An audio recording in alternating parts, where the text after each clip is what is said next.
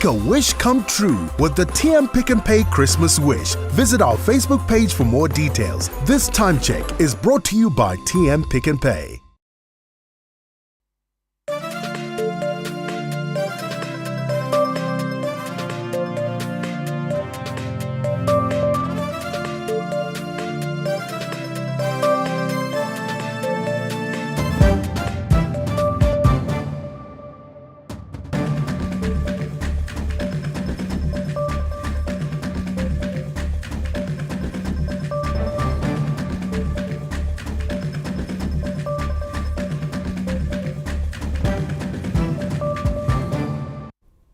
Good evening and welcome to the main news. I am Tariro Manamiki. And I'm Justin Mahlahla. Nobo Maungwa is on the sign language desk tonight and later will be joined by Dora Ngube from our Montrose studios. Let's take a look at the leading stories tonight. President Emmerson Mnangagwa commissions 86-unit block of apartments worth over 100 million United States dollars. In other news, mining experts position Zimbabwe as a lithium hub after massive discoveries of the commodity at key mines. Triple C Interim Secretary General Sengeza Chabangu files an urgent High Court application to bar recalled candidates from contesting. Zimbabwe senior soccer team makes statement of intent on return to international football. That and more in sport. And now for our leading story. President Emmerson Mnangagwa says his government will continue to create a conducive environment for private players to flourish in the construction sector. He was speaking at the groundbreaking ceremony of the Millennium Heights flats in Borodale, Harare this Monday, where he also commissioned another block of flats with 86 units.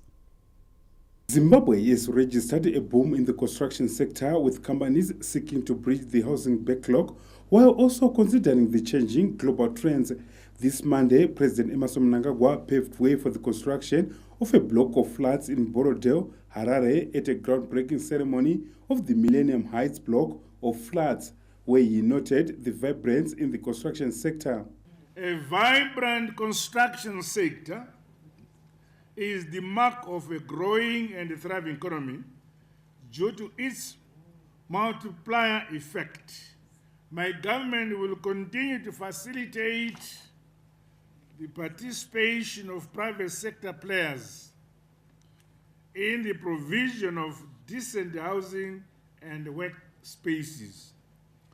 I call upon housing and property developers to equally pursue an inclusive approach that covers all strata of society. Private developers are urged not to neglect those of limited means and capabilities. No one and no place must be left behind. We must move forward with the entire population structure. It is pleasing that private sector players in the construction industry and the housing development sector, such as West Property Holdings, have taken advantage of the conducive business operating environment being fostered by the Second Republic.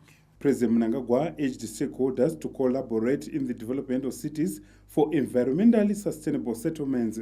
The relevant government departments, the private players in the housing development sector, along with local authorities, must scale up collaboration and not operate in silos.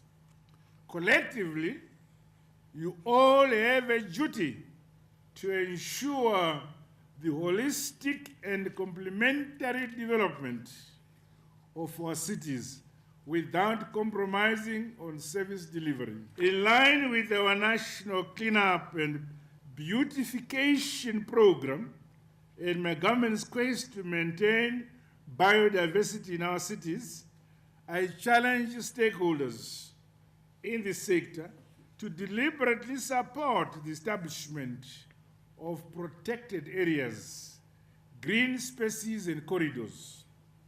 It is critically important that we all remain alive to the need for environmental sustainability in all our settlements.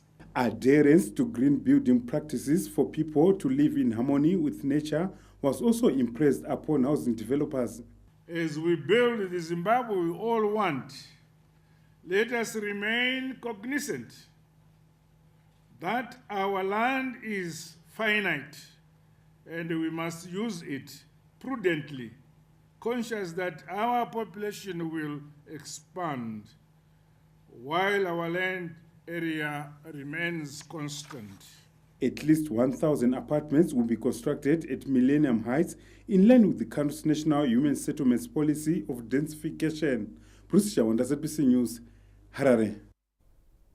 Continuing with the same story, the multi-million-dollar Millennium Heights Park in Borodale, Harare, has been described as a major milestone in the adoption of the smart city concept in line with modern global trends.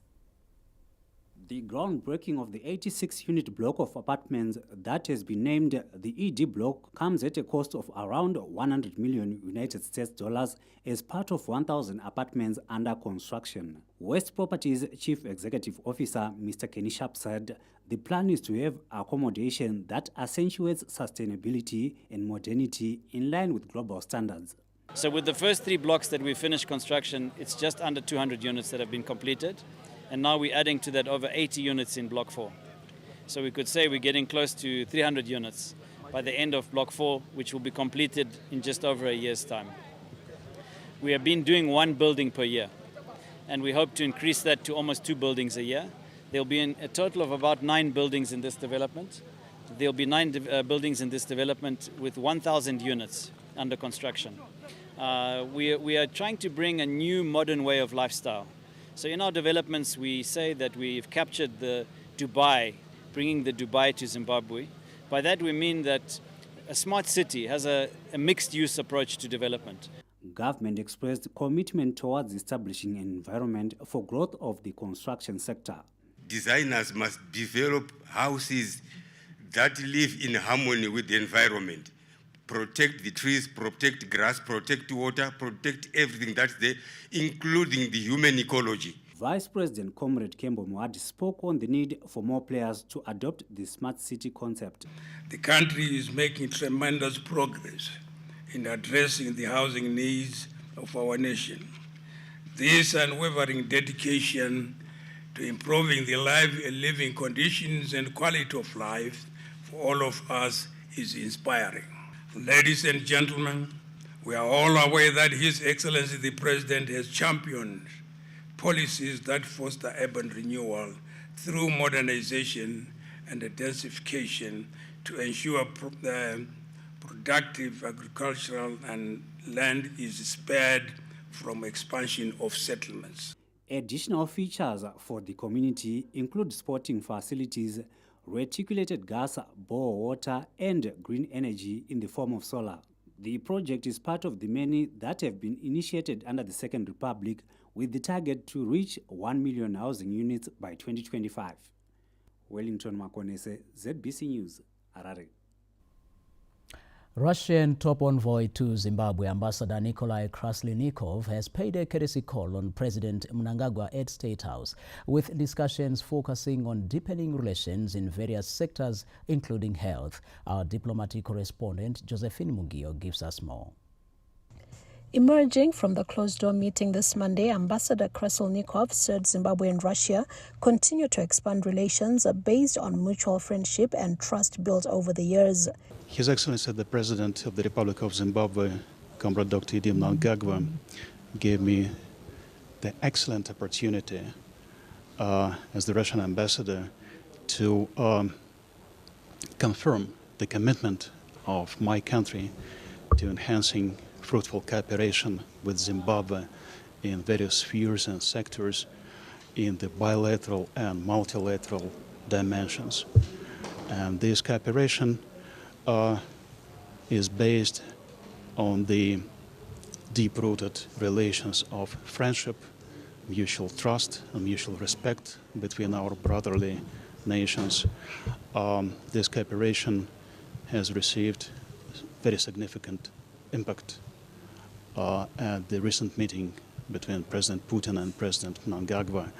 With Zimbabwe facing a cholera outbreak, Ambassador Krashelnikov said health specialists from Russia are working with the Ministry of Health and Child Care to fight the disease. We have a delegation of Russian experts in epidemiology. They engage in a dialogue with their partners in the Ministry of Health and Child Care.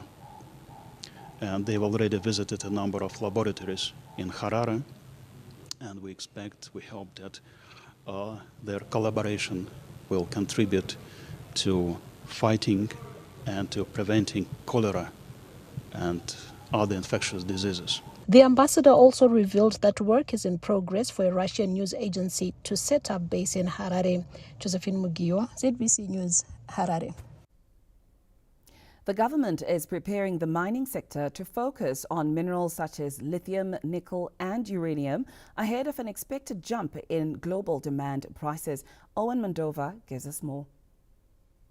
Loaded as the white gold, lithium is expected to define the future of mining across the globe as nations implement energy transition to reduce carbon emissions.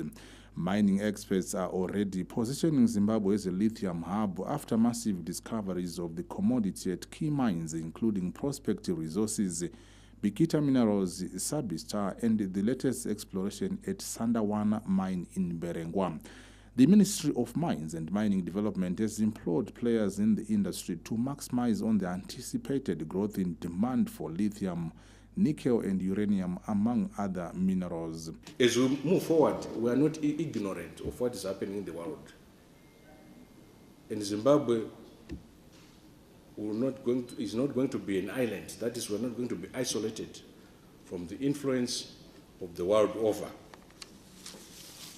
We're going to be focusing more on future minerals, battery minerals, and energy transition minerals. The mineral and metal sector will play a pivotal role in the transition towards a low-carbon future. The technology required to facilitate this shift will include wind turbines, solar panels, electric vehicles, and energy storage. Exploration at one of the country's largest lithium findings, Sandawana mine in Berengwa, is expected to position the country as a lead supplier of the commodity. The campaign is divided into 4 phases, of which we've completed the first phase, the drilling of the first phase, and also the chemical analysis of the first phase will be completed by the end of November, the end of this month. By that time, from our expectations, we are expected to declare a resource of around 30 million tons of lithium. Zimbabwe sits on an impressive lithium ore reserve rated to be the highest in Africa, with Sandawana mine findings estimated at around 200 million tons. Players in the industry such as Bikita Minerals and Sabistar have already started value addition of the ore, a move described by experts as a critical plinth to boost export receipts from the commodity.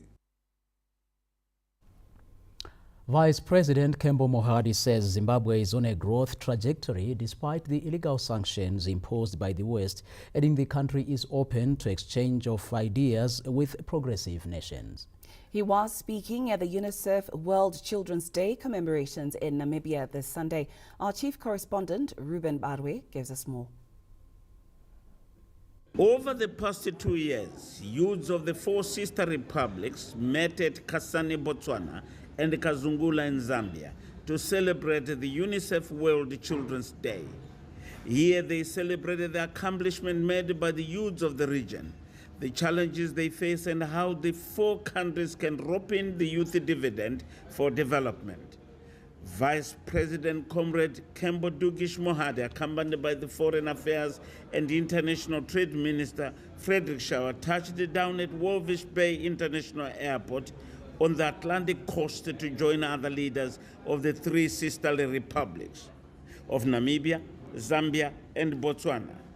At hand to welcome him were the UNICEF officials, Namibian government officials, Zimbabwe's ambassador to Namibia, Melody Urura, and embassy officials.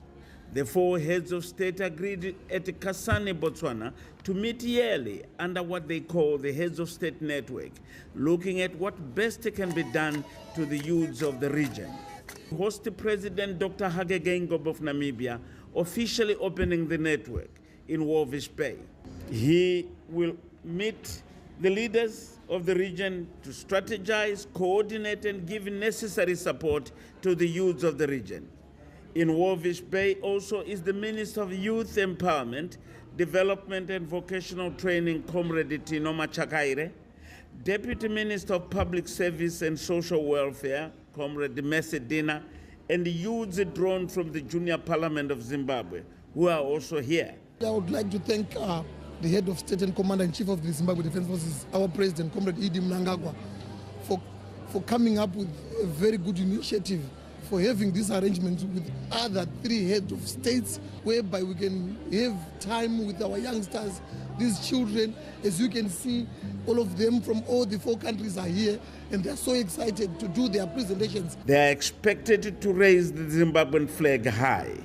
Ruben Barwe, ZBC News, Walvis Bay, Namibia. The late national hero, Professor Ngwabi Bebe, will be buried on Saturday at the National Heroes Acre. Tafara Chukumira has the details. The late national hero, Professor Ngwabi Bebe, will be laid to rest at the National Heroes Acre this Saturday after family members and government agreed on the arrangement. Midlands Minister of State for Provincial Affairs and Devolution, Honorable Owen Ngube, who delivered the message to the family this Monday evening, said the date was set after wide consultations.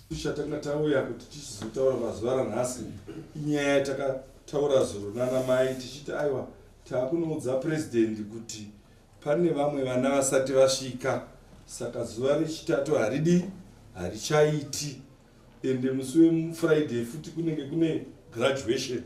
So president vakati aiwa zvakanaka, chiudzai mudzokere kumhuri, movaudza kuti basa guru racho toribata musi wemugovera. Kupi? kuHarare. Ndozvatauya kuzotaura kuti basa raveko musi wemugovera. Tazovezve zvataura navamachaba hove kuti aiwa nenyaya yekuti kune graduation vachakumbira kuti mutumbi wababa umbosvika kupurazi musi wechitatu. Saka tataura nevakomana vanoita basa racho iroro, vachauya kuti vazotora baba voenda navo kupi? Kupurazi kwavo, vodzoka navo kuno, vozoenda nechina kuchapelo kufanira kuti vadi vaende. Then musi wechishanu vozotakugwa kuenda kupi? kuHarare. Ndozvatati tizotaura kuti musi wemugovera ndo paticharadzika baba vaBhebhe kumuzinda unoradzikwa Magamba. The late national hero's uncle, Dr. Reginald Machava Hove, revisited the life of the academic who led a simple life as a member of the Evangelical Lutheran Church in Zimbabwe. Professor Bebe mazuvawo vati kurei vakarerwa kwanamai kuvaremba kumberengwa pedo nokumusumi. Vakafunda primary kusvika vazosvika kumunene, vakazoenda kuchegato kuma early 60s vakafundiswa nabambo vangu form 1 and form 2. Vakagara kubva kare vachisapota musangano weZAPU, Zimbabwe African People's Union, under Joshua Nkomo, kusvika vazoenda mhiri kunofunda kuRoma kuLesotho, yainzi then University of Lesotho, Botswana, UBLS, University of Botswana, Lesotho and Swaziland. But at that time it was Lesotho, kuRoma, and then vakazonoita PhD yavo vari kuUK. Late nationalists' body will be taken to his Churu farm in Chundura this Wednesday before burial on Saturday. Mourners are gathered at house number 266 Mtaus Park in Gweru. Tafara Chukumira, ZBC News, Gweru. More than 7 million plots have been prepared for the Fumvudza Intwasa program as farmers embrace climate-proof agriculture to offset the impact of the predicted lean rainfall season. Farmers are now adapting to climate-proof agriculture, with the uptake of the Pfumvudza Intwasa program confirming the country's commitment towards ensuring food security at household level. Statistics released by the Agricultural and Rural Development Advisory Services, ADAS, indicate a total of more than 7 million plots that have been put under the Pfumvudza Intwasa program for the summer cropping season. From the minimum target of 9.5 million, I can inform you that currently we have now prepared 7,657,057. Those are the plots that have been prepared. And if you want to convert, that's about 81% of the target. And we are saying our farmers are continuing to prepare the plots. We have actually extended, in fact, the minister has extended the preparation of the Pfumvudza plots up to 30 November. So we are saying farmers still have a few days to prepare the mandatory 3 plots so that they can be given the inputs. Meanwhile, the distribution of presidential inputs is in full swing, with more than 10,000 metric tons of inputs having been distributed so far. So for the cereals, we've now distributed 10,533 metric tons of seed to the various provinces. And for our compound D, we have currently distributed 46,212 metric tons of compound D. But where we have got top dressing, then we give a full package. We have actually distributed 19,460 metric tons of top dressing fertilizer. Government is encouraging farmers to embrace the Pfumvudza Intwasa program as part of enhancing resilience to climate shocks, while also urging them to practice conservation farming to optimize land use. John Nandara, ZBC News, Harare. Antimicrobial resistance has emerged a serious threat to public health and sustainable food production across the globe amid calls for collaborative action in combating the silent pandemic, which is claiming millions of lives. Health experts, policymakers, researchers and stakeholders from across the African continent are meeting in Harare for the 5th Continental World Antimicrobial Awareness Week for Africa, amid calls for enhanced collaborative action against the growing threat of antimicrobial resistance, AMR. According to the World Health Organization, WHO, AMR has claimed more lives than HIV, TB and malaria combined. AMR occurs when bacteria, viruses, fungi and parasites change over time and no longer respond to medicine. This results in infections becoming harder to treat while also increasing the risk of disease spread, severe illness and death. As we look at AMR today, it stands as one of the leading public health challenges of the 21st century, not just here on the continent, but globally. It is therefore our responsibility to work together, to plan together, and to do that now. We see emerging resistance to treatments of HIV, TB, malaria, which is a huge concern in the region. And I know certainly in the Southern African region, HIV, TB are a huge burden of disease, and extensive drug resistance to these to medications to treat these is a real challenge. It is not uncommon to hear a farmer talking about giving antibiotics for prophylaxis, even where vaccines can be used for prophylaxis, or the use of antimicrobials as growth promoters through medicated feed. All these usages are not necessary, and they are exacerbating antimicrobial resistance. With AMR affecting the health and well-being of humans, animals and crops, the government of Zimbabwe has put in place mechanisms to thwart the emerging threat. We must work together across disciplines and boundaries to develop strategies that promote responsible antibiotic use, strengthen infection prevention and control measures, and preserve the effectiveness of these life-saving medications. The health and social well-being of all citizens remains high on the agenda of the government of Zimbabwe, in line with Vision 2030. The conference, which will run until Friday, will also highlight successful initiatives and projects from different African countries, showcasing their efforts in combating AMR and inspiring others to take action. Abigail Tembo, ZBC News, Harare. Aspiring legislators in Lobengula Magwegwe constituency have reiterated their commitment to enhancing development and transforming the constituency once voted into power. Candidates battling for the Lobengula Magwegwe constituency in the by-election slated for the 9th of December are using the same template after launching a door-to-door campaign to sell their manifestos to the electorate. The constituency has 3 candidates, with the Citizens Coalition for Change, Triple C, fielding 2 candidates. This community sits here in different position from where it is today. We want to develop this constituency. Sifuna ukuthi kube lempilo kule constituency. Abantu balapha baziphilele bona bodwa.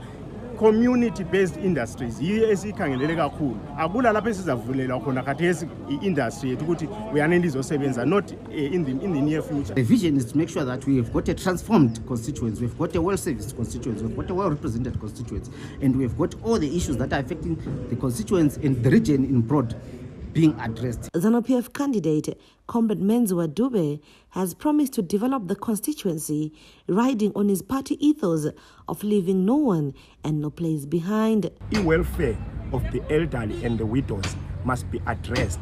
This is what I'm advocating, to go to Parliament and advocate the welfare of the elderly. The children now, they go to school.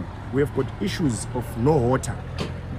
I want to advocate that let there be projects around the community, part of the business world or business people. They must group and the economy revolve around the constituency. Bulawayo province has a total of 5 vacant seats in the upcoming December 9 by-elections. Elandimoy, ZBC News, Bulawayo. The Zimbabwe Staff College has been commended for establishing a conducive learning strategy for students under the auspices of the Zimbabwe Defence University. The Minister of Defence, Honorable Pamchingiri Kashiri, was represented by Deputy Brigadier General retired Levi Maihlome at the Diploma in Defence and Security Study Course No. 23 graduation ceremony. Held at the Zimbabwe Staff College in Harare this Monday, the graduation ceremony was an opportunity to draw attention on the need to create a conducive learning strategy for the military and civilians. In line with the vision of the Second Republic of establishing a national strategic think tank, the college was elevated to a national defense university in 2021 and opened its doors to the public. I am glad that since then, the university has continued to uphold the dictates of Article 5 of its charter by, among other things, remaining the national strategic and premier institution of higher learning for defense and security, and providing higher education and training in national policy and strategy formulation for military, civilian leaders in addressing national and international security challenges. You see that at times we think that we are in peace when the country is at war. If we go back 2000, the country was attacked and it is still under attack. So this institution is going to bring up minds that will say, how do we survive under this attack? There were 13 allied students from Zambia, Namibia, Botswana, South Africa, Malawi, Tanzania, Eswatini, and Lesotho, in line with the regional integration agenda. I would like to thank the local students because they were more helpful to we allied students. Because some of us, the concept which we were taught, it was for the first time to meet this one.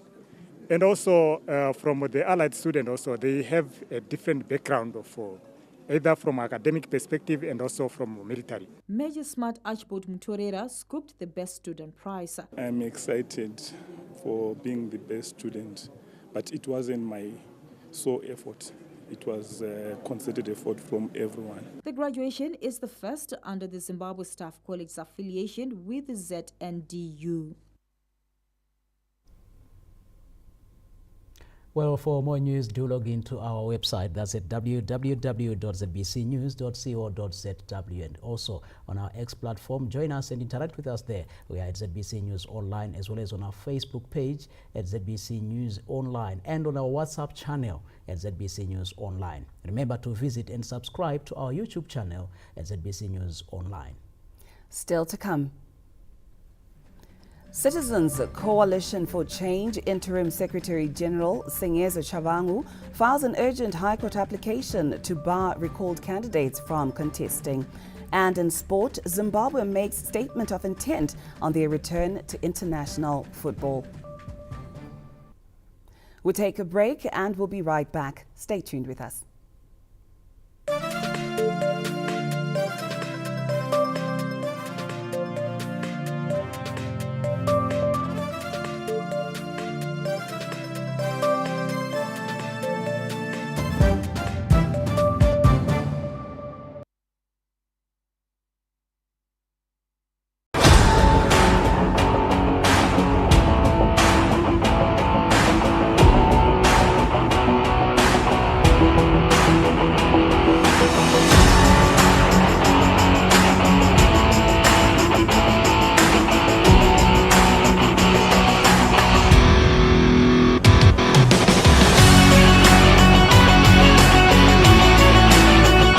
This is the right choice, Zimbabwe.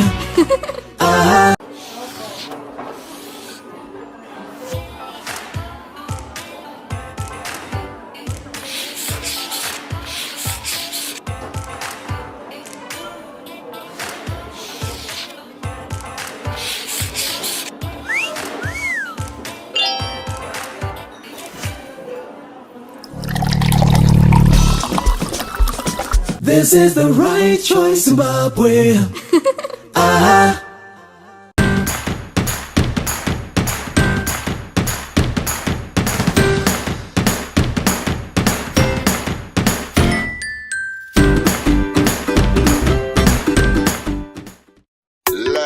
Levels Production. Hello? Wadi? Wanda Gupi? Uripi? Inyanga? Uripi? Karipa? Oh, une boys. Uriku Victoria Falls. Ugre Zimbabwe. Chinoi Girls. Macho Force. Itori Zimbabwe. Muzimbabwe. Irikunaka. Itori Zimbabwe. Ande. This message is brought to you by the Zimbabwe Tourism Authority. Zimbo. Every journey leads you home. Uripi. Ungapi. This holiday season at DSTV's got so much great entertainment. You, your family, and your guests will be spoiled for choice. Always a tremendous atmosphere here. The treble winners are back. Shoot and score. This is outstanding. Celebrate Zimbabwean cuisine. This is good to now. It doesn't matter who you're hosting. We're family, and we can conquer anything.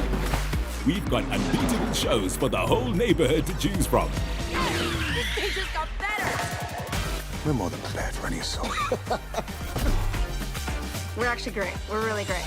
I can have my happily ever after. Just out all the time. We're all about giving you entertainment of your choice and options that suit your family. So stay connected to DSTV for the happiest holidays yet. DSTV, it's your moment.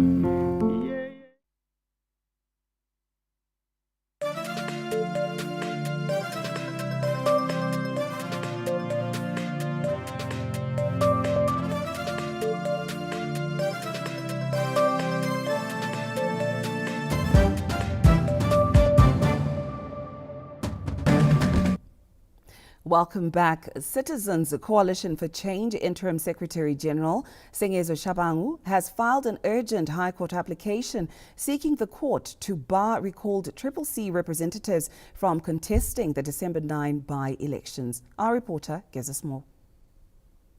The recall of CCC legislators and the subsequent proclamation of the December 9 by-elections saw recalled candidates successfully filing nomination papers under the same party name on the 7th of this month. The development has, however, seen CC's Interim Secretary General Sengezo Shabangu, through his legal representatives led by Mr. Ngubani Stole, filing an urgent High Court application arguing that the recalled members cannot contest under the CCC banner. Meanwhile, the High Court has rolled over to this Tuesday the matter in which the CCC is suing Shabangu for allegedly masquerading as the party's Interim Secretary General. Peter Chivima, ZBC News, Harare. Time for us to now cross over to our Montreal studios, where we are joined by Dora Ngube, who will take us through the next couple of stories from that side. It's good evening to you, Dora. Good evening, Justin, Tariro, and Noble on the Sign Language Desk. Many thanks for taking us on. And of course, a lovely evening to our viewers. We continue with the bulletin. Students who graduated at Solusi University's 27th graduation ceremony this Sunday have vowed to play an active role in the country's developmental agenda, which seeks to improve the lives of ordinary citizens. Let's get the details. It was a moment of pride and jubilation for the Gombo family as mother and her two children were conferred with degrees at Solusi University's 27th graduation ceremony. As it is, we are going to go to Skobo and celebrate our success as we pick some of the individuals who need help from us as a family. I think we're an example to the country. For the country to become a country, we start from individuals going to the biggest institutions, which is our families. So if people empower themselves and their families, they can then empower the country. The graduation ceremony was held at Solusi University's Baitwall, with 299 students being conferred with degrees and diplomas by the university's chancellor, Dr. Skumbuzo Ndlovu, who challenged them to transform their communities. I believe that all the graduates who are coming here today are an example of the potential and tap that we need to tap into. Take the initiative to make a change and make sure that the change that we want actually comes from us and not from anyone else. The university is embarking on a massive agricultural project which is set to become a center of innovation for the benefit of students and smallholder farmers in the area. It's going to help even my commercial farmers, because you can see the scale area we operate from. It's a huge scale. We've got elaborate tractors and so forth. We are also intending to have a BSc in agricultural engineering at Solusi University, where we are not only doing technical aspects, but we are also going to be in manufacturing equipment. Businessman Mr. Kudakwashe Tagwirei was conferred with the Honorary Doctor of Philosophy in Agribusiness Entrepreneurship and Management for his contribution in the growth and development of Zimbabwe's agricultural sector. It is a testament to the collective efforts of those who have tirelessly worked to transform the narrative of Zimbabwe into a story of resounding success. This honor serves as a poignant reminder of the profound responsibility it entails. Solusi University is among private tertiary institutions that are accelerating national and economic development, innovation, and cultural enhancement. Yolanda Moore, ZBC News, Solusi. ZANU-PF says the December by-election will be a redemption moment for the ruling party in the Lupane East constituency. Riding on a wave of renewed hope, ZANU-PF has been rigorously campaigning in the constituency. With the party confident, the development trajectory has laid the foundation for victory. This week, the party took its campaign to St. Paul's, Daluga, Mlonyeni and Jibajiba areas.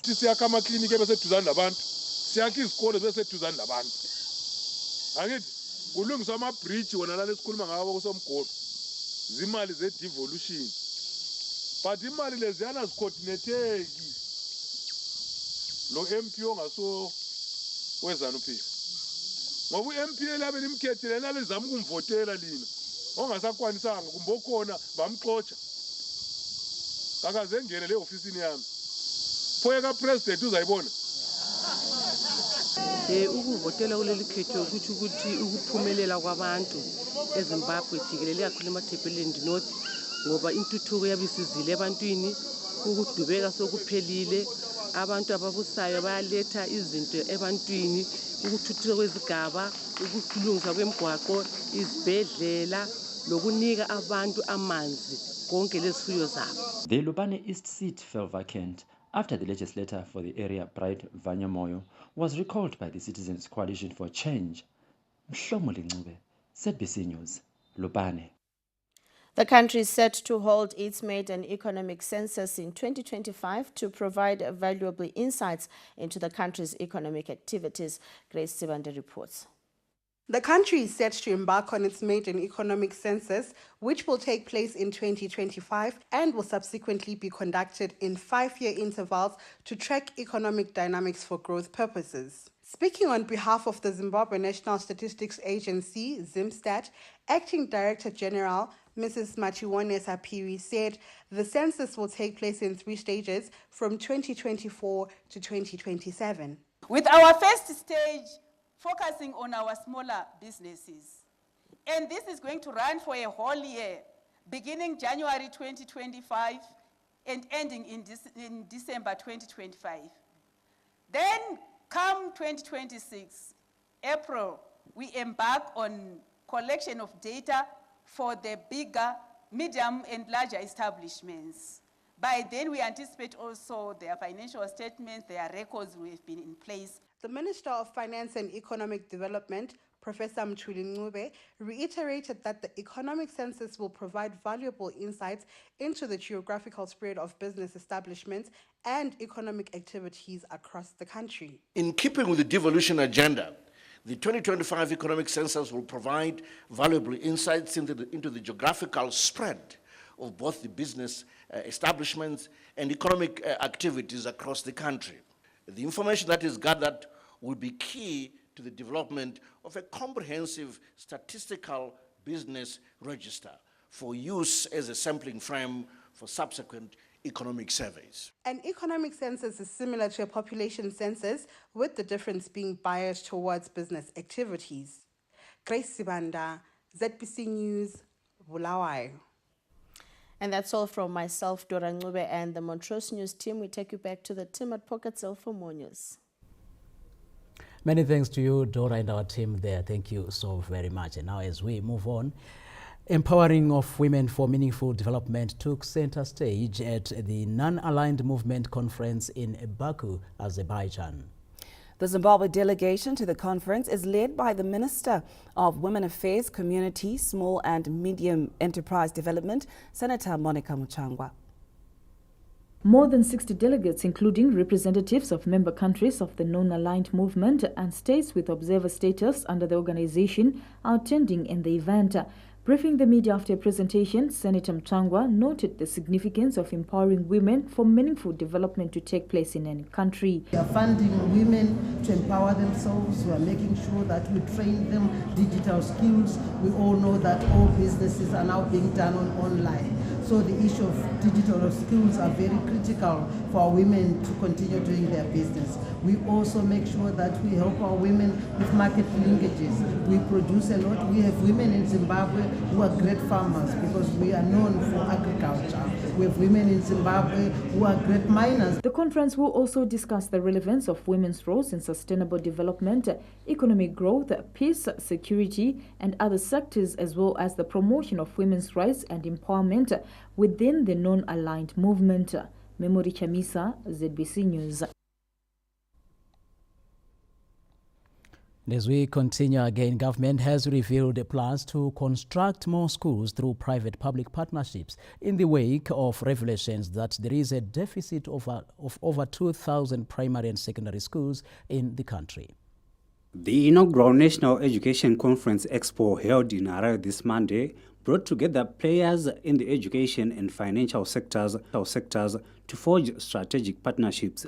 Speaking on the sidelines of the event, the Minister of Primary and Secondary Education, Honorable Torre Moyo, reviewed findings of a recent audit on schools whose deficit will be covered through public-private partnerships. We need at least 2,800 schools that needs to be built so that learners have access to their nearest schools. To encourage the private sector, I have actually called upon private sector engagement to help government. The government has done a lot in terms of school construction from 1980, but still we have this shortage. So we are appealing to the private sector to bring their resources and construct new schools, especially in the rural areas and also in the urban areas. Packages for expansion of infrastructure and new technologies have also been established. We, as Action for Empowerment Zimbabwe, have partnered with banks, financial institutions in the country and outside the country who have created customized or tailor-made products and services for the education sector. And what are these financial products or packages for? They are directed towards infrastructure development. What we may have to do is that we need to have situations whereby if you are to get a mining consent, maybe a mining right, for example, you may have to be asked to build a school before you are allowed to mine, so that you can offer services to the communities. So whilst they are accessing the platform and the content, they are also able to learn how to use technology. We understand students have got computers in their schools, others have got gadgets and all. Construction of additional schools beyond the current 10,000 will be in fulfillment of policy measures which stipulate that primary school learners should not travel beyond 5 kilometers and 10 kilometers for secondary school pupils. Wellington Makonese, ZBC News, Harare. Now for news from across our borders, Chinese Foreign Minister Wang Yi has called for an urgent global intervention to ensure a peaceful resolution to the Israel-Hamas war. He was speaking at a meeting with diplomats from Arab and Muslim majority nations in Beijing. A delegation of foreign ministers of the Palestinian Authority, Indonesia, Egypt, Saudi Arabia and Jordan are in Beijing, China this week for talks aimed at de-escalation of the current Palestinian-Israeli conflict. Chinese Foreign Minister Wang Yi called on the ministers to work together to quickly cool down the situation in Gaza and restore peace in the Middle East as soon as possible. He said a humanitarian disaster is unfolding in Gaza, adding that the situation affects all countries around the world. The meeting comes as Israeli military operations continue unabated in Gaza, despite calls to release hostages in exchange for a pause in fighting. The Israeli army says it is taking the fight against Hamas militants to additional neighborhoods of the Gaza Strip, where an aerial and ground offensive has already killed 13,000 people, including thousands of children. On Sunday, Qatar mediators said talks on a deal that will see some of the hostages being freed have been held up by minor practical challenges. The Gaza Health Ministry says an Israeli strike on the Indonesian hospital near Jabalia refugee camp killed 12 people this Monday, including patients with dozens others injured. Business News is next. Stay tuned.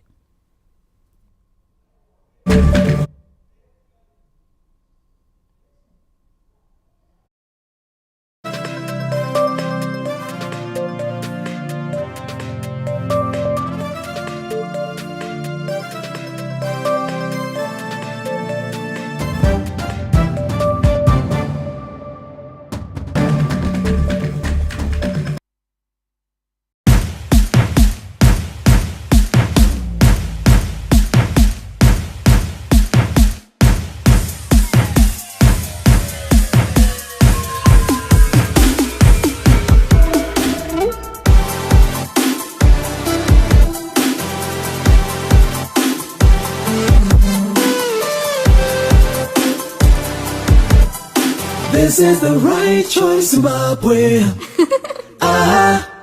The farm shop Shamaria Hurudza promotion is back. Yebo yes, and this time we are rewarding our customers in a big way. The grand prize is a 25 horsepower tractor plus implements. Come and get NTS Macy's 10 kg hybrid or 20 of OPV. Come invest in your farming needs, 2 bags of AN and 2 bags of compound G. Brought to you by Farm Shop Shamari Yehuruza. The meaning of life is not to simply exist, but to move ahead. To rise up and achieve. To conquer. Introducing Kung Fu Energy Drink, your push for the next conquests. Kung Fu Energy Drink. Master the power.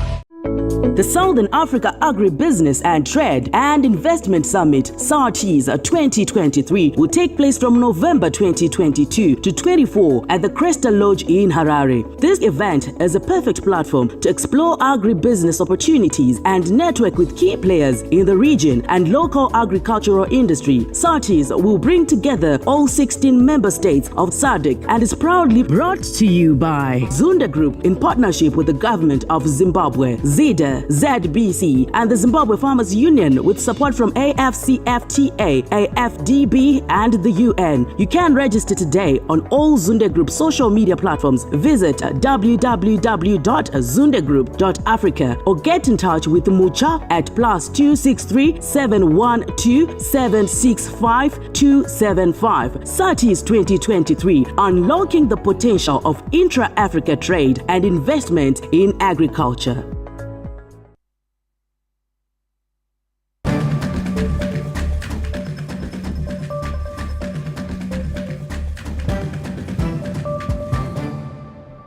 Welcome back and thank you so much for staying with us. Government has increased its trade facilitation capacity with its biggest trading partner, South Africa, in response to growing trade and investment inquiries from that country.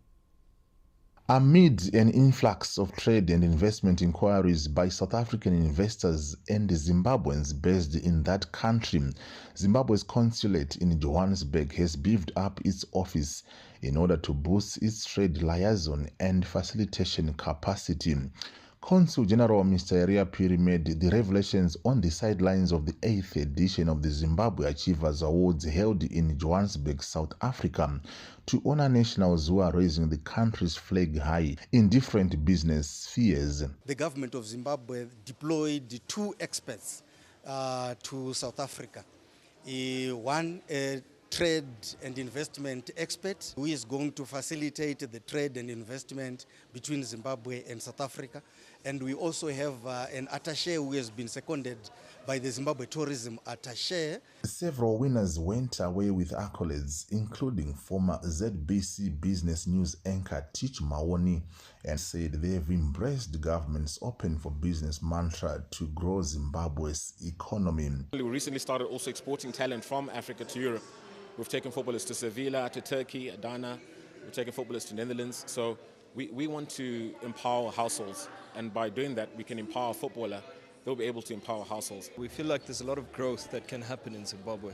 It's very important for us to be able to invest into these kind of activities, especially when it comes to growth in a country that we love and that is so fond and dear to our hearts. Organizer of the flagship Zimbabwe's Achievers Awards, Conrad Mwanza, said the awards have fostered entrepreneurship and hard work among patriotic Zimbabweans. Zimbabweans around the world are doing amazing jobs. They're entrepreneurs, philanthropy, and according to the president's call, these people are gathered around the world, whether in Australia, Canada, UK, and we feel if we can work together, we can contribute to Zimbabwe. Zimbabwe's diaspora community has aided the country's economic renaissance under the Second Republic, with individual remittances breaking the $1 billion mark in 2022.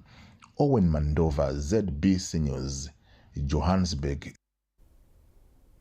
From business news, we'll now give you the arts.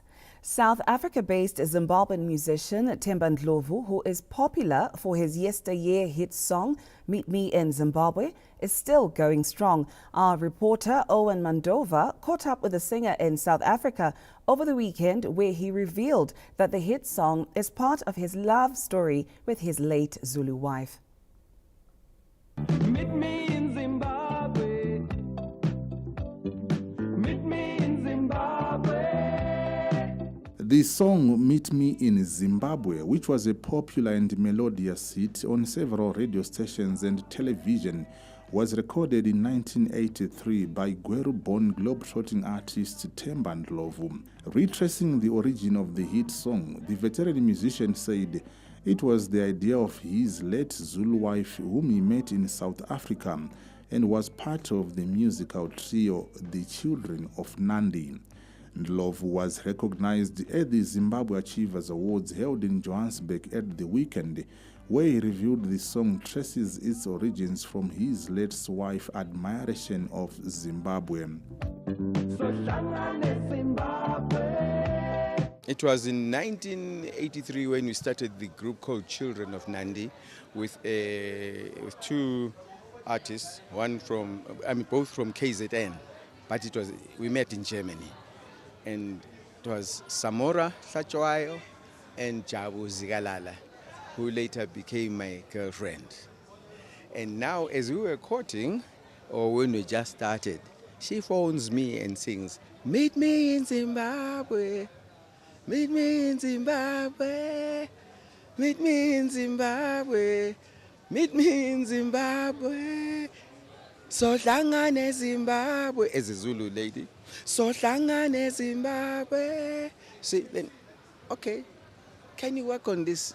The music icon returned to South Africa in 2011 after several years in Europe, where he worked in Germany, Greece, and Switzerland. I would like to come back home and teach young people, starting from kids. I was doing that in Switzerland for the Swiss kids, teaching them music, teaching them culture, and Zimbabwean culture or Southern African culture, or African culture generally. Besides the hit song Meet Me in Zimbabwe, Ndlovu is also known for other popular songs such as Vanamai, Imi Munosaranani,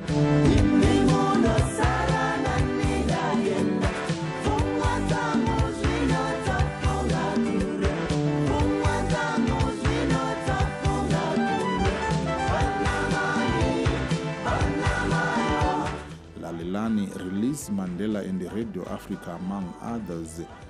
He is currently working on some projects in South Africa and Zimbabwe. Owen Mandova, ZBC News.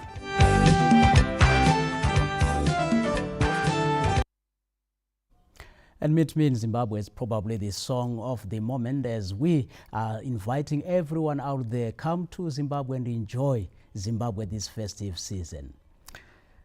The country has been implored to address grooming and selection criteria for beauty pageants. And this comes after Zimbabwe failed to make an impact at the just-ended Miss Universe contest in El Salvador. After more than 2 decades, Zimbabwe returned to the Miss Universe pageant, whose finals were held in El Salvador at the weekend. Miss Universe Zimbabwe Brooke Jackson tried her best, competing with the likes of Miss Universe 2023, Shanice Palacio of Nicaragua, who was in the top 40 at the Miss World contest in 2021. A runner-up, Antonio Posud of Thailand, also has experience after she won Miss Supranational in 2019. Brooke did well. Congratulations to her. But I just feel that if we start grooming girls from about 6 years old and get them to do the international pageants, then by the time they reach 22, 23, they're so confident within themselves. I believe given the short time that she had to prepare, I feel like the things that she did not prepare, or the organization did not prepare well fully. And with that being said, that put her at a disadvantage. Others zeroed in on the need to improve national costume design and public support on online voting platforms. Angeline Musasiwa, who was a runner-up at Miss World in 1994, might have set the bar too high, as the country has never made it to that far at the Miss World, Miss Universe, Miss International, and Miss Earth. Patience Nyagato, ZBC News, Harare. On that note, we take a short break, but when we come back, Anashe Murombezi gives us sport. Stay tuned.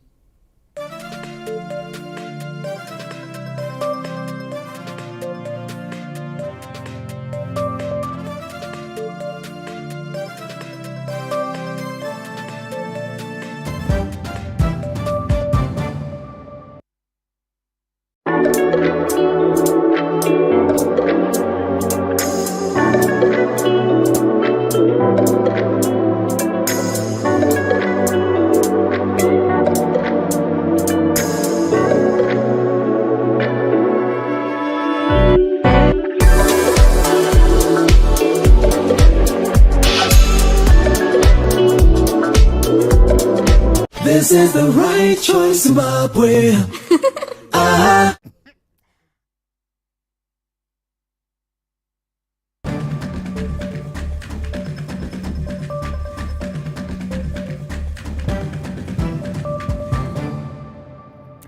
It's time for sport and welcome to the Sports Corner. Anasha Mrombedzi here with the latest in the world of sport. It's a Monday and as usual we do a recap of what happened over the weekend. Now Warriors coach Paul Tema Brito and captain Marvelous Nakamba are looking forward to the future with hope after Zimbabwe's fairly good start in the 2026 FIFA World Cup qualifiers.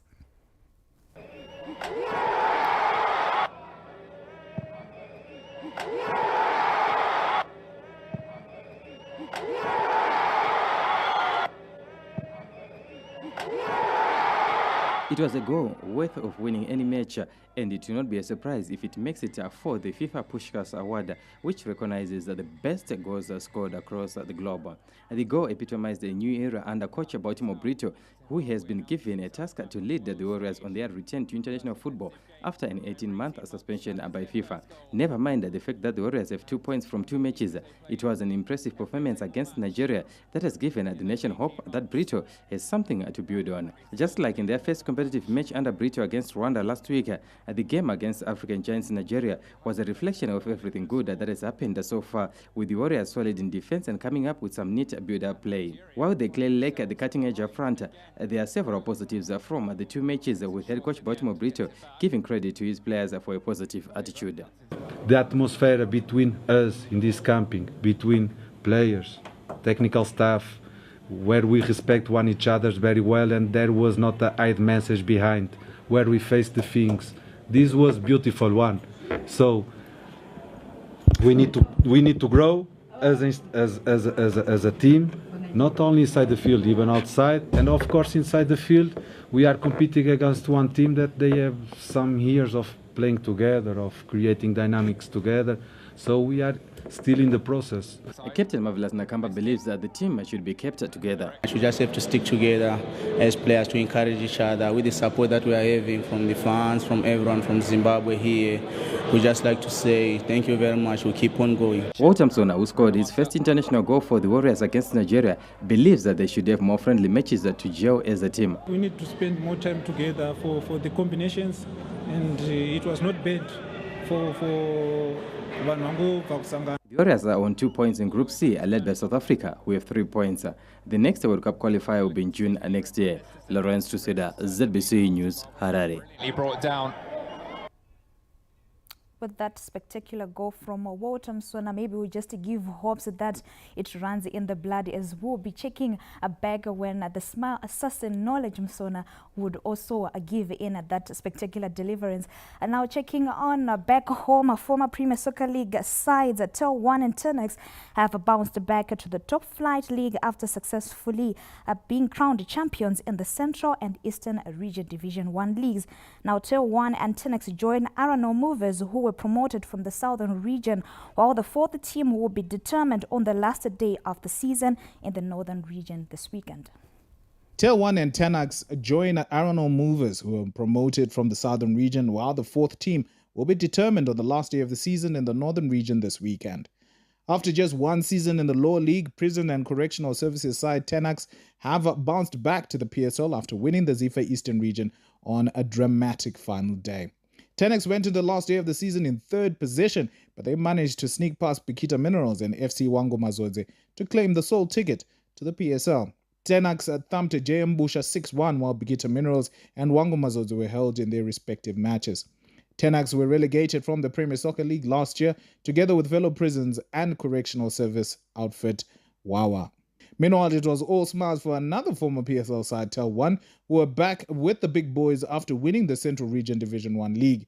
Tel 1, who were relegated in 2019, confirmed their promotion after they ruthlessly thumped MSU 5-0 to attain an unassailable 61 points with a game to spare. With RNL having already been promoted from the Southern region, only one ticket is left, and Chegutu Pirates or Black Mambas will be promoted from the Northern region. Chegutu Pirates leapfrog Black Mambas into pole position courtesy of a 1-0 victory over Waruma Waruma at Fupajena Stadium. Tegutu Pirates face Rentals under 20 in their last match of the season, knowing that they will be promoted if they collect maximum points. Black Mambas, who have been at the top of the table for the better part of the season, can only hope best when they travel to Trojan Mine. And that's it from the Sports Corner. Now let's take a look at the weather report and forecast up next.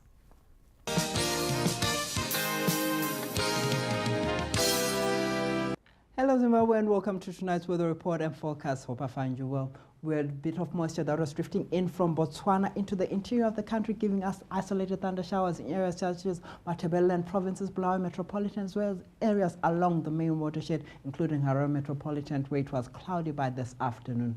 We're still expecting this bulk of moisture to still affect us into tomorrow. We're expecting isolated thunder showers in areas such as Matabeleland North, Matabeleland South, Bulawayo Metropolitan, Midlands, into Mashonaland West, Mashonaland Central, and Marsh East, and the northern parts of Manicaland, including Harare Metropolitan, but the sunnier side should be over the southern parts of Manicaland into Masvingo provinces. We were expecting Harare to have a maximum of only about 32 degrees Celsius by afternoon with those thundery weather, whilst Bulawayo is at 35 by afternoon, 33 into Gweru by afternoon, whilst Mutare has got a bit of thundery weather with a maximum of 32. For Kwekwe and Kadoma is 35 and 36 respectively with those isolated thunder showers. For Masvingo, expecting generally sunny and warm conditions for the bulk of the day with a maximum of 36, whilst for Chinhoyi is isolated thunder showers with a maximum of 36 as well. For Lupane it's at 40 by afternoon, whilst Bindura is at 34 by afternoon. For Marondera and Gwanda it's 30 and 40 respectively with those isolated thunder showers as moisture is drifting into the country. For Victoria Falls, Kariba, Great Zimbabwe, Nyanga and Matopos, we're still expecting those isolated thunder showers with maximums of 39, 41, 36, 27, 35 and 28 respectively. With that, we look into our outlook where we're expecting less in terms of thundery weather. We're expecting it to be just over Matabeleland North into the northern parts of the Midlands, including Mashonaland provinces, Harare Metropolitan, and the northern parts of Manicaland. To the south, it's less thundery, but an odd shower or two cannot be ruled out because of remnant moisture. That's all for our weather and forecast. Been a pleasure, Zimbabwe. I'm James Ngoma Jr. for the Met Department.